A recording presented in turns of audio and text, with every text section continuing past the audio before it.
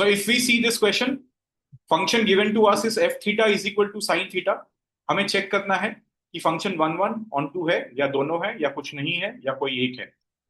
Go by the fundamental. हमारा domain भी real number है और रेंज भी रियल नंबर है. यहाँ पे डोमेन किसका वैल्यू होगा? थीटा का वैल्यू होगा ना, because the function is of theta. So theta का वैल्यू रियल नंबर से अलाउड है anyhow. So checking 1 1 here. Same process में स्टार्ट करेंगे. F theta is equal to sine theta. सबसे पहले what do we find? f theta 1 which is will be sin theta 1. Then we find f theta 2 will be what? Sin theta 2. Then we consider this let equation. Let f theta 1 is equal to f theta 2 and we get sin theta 1 is equals to sin theta 2. इसको solve करेंगे तो are we getting theta 1 equal to theta 2? Answer is no. General solution exactly. तो general solution तो हमें class में पढ़ा नहीं गया है. इसका जनरल सॉल्यूशन क्या होता है याद कीजिए. Theta 1 is equals to n pi plus minus theta 2. Minus 1 power n. पहले n पाई के पहले नहीं n पाई प्लस दोनों ही बोल दिया. ब्रैकेट में -1 उसकी पावर n फिर वो 1 से.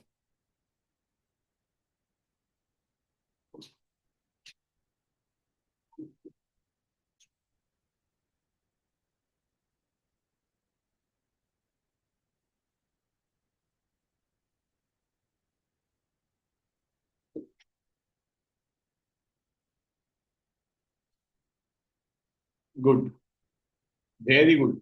अभिमन्यु सही नहीं, सही बोल रहे हो. सो जब sine theta 1 equal to sine theta 2 होता है, see this is the equation we are talking about. तो थीटा का आंसर क्या होता है? n pi plus -1 to the power n alpha. That is theta 1 will be what? n pi plus -1 to the power n into theta 2. मान लेते हैं we are not able to recall this equation क्योंकि CBSE से इस particular part को 11th में हटा दिया गया है, trigonometric equation.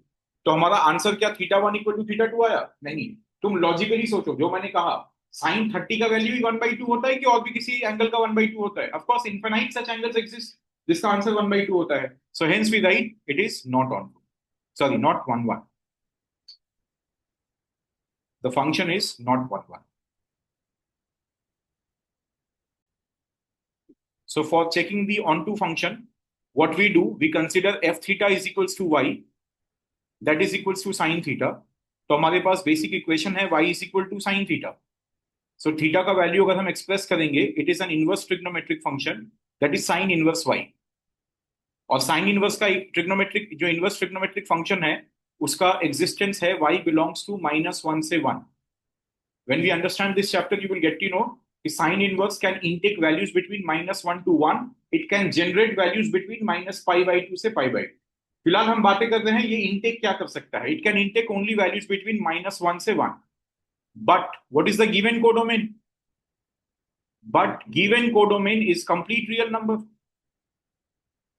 Therefore, for all y belongs to real number, x does not belong to real number. Hence, the function is onto. It is not onto. That is the proving of this particular question.